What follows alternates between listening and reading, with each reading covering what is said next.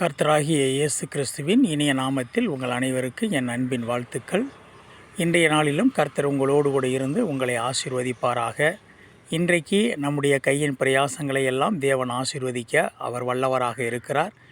வேதம் சொல்கிறது, வெளிப்படுத்தின விசேஷம் 2வது அதிகாரம் 4வது வசனத்திலே, நீ ஆதியிலே கொண்டிருந்த அன்பை விட்டாய் என்று சொல்லி உன் பேரிலே எனக்கு குறை உண்டு என்று சொல்லி ஆண்டவர் சொல்கிறார்.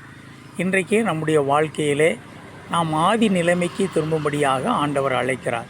ஆதியிலே ஆரம்ப காலகட்டத்திலே நாம் தேவனோடு கொண்டிருந்த ஐக்கியம், உறவு, அவர் மேல் வைத்திருந்த அன்பு, உலகத்தை துறந்த ஒரு காரியம், இன்றைக்கு நாட்கள் செல்ல செல்ல இன்றைக்கு உலகமானது தேவனை விட்டு நம்மை பிரித்து கொண்டு இருக்கிறது. தேவனுடைய உறவை விட்டு பிரித்து கொண்டு இருக்கிறது. உலகம் நம்மை மயக்கி கொண்டு இருக்கிறது. முட்செடிக்குள் சிக்கிய விதைகளைப் போல உலகத்தினுடைய மயக்கத்திலே நாம் ஆவிக்குரிய வாழ்க்கையிலும் உலக வாழ்க்கையிலும் வளர முடியாதபடிக்கு நாம் தவித்து கொண்டிருக்கிறோம். இந்த நிலைமையில் தான் ஆண்டவர் நம்மை பார்த்து சொல்லுகிறார், நீ ஆதி நிலைமைக்கு திரும்பி வா என்று சொல்லி. நிச்சயமாக ஆதி நிலைமைக்கு நாம் திரும்புகிற போது தேவன் நம்மேல் வைத்த அந்த கிருபை, அவருடைய வரங்கள், அவருடைய செயல்பாடுகள், அவர் நம்மை குறித்த திட்டங்கள் எல்லாமே செயல்படும்.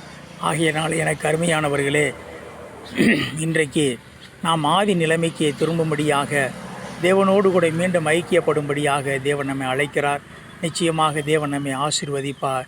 கர்த்தர் உங்கள் அனைவரோடு கூட இருப்பாராக. ஆமேன்.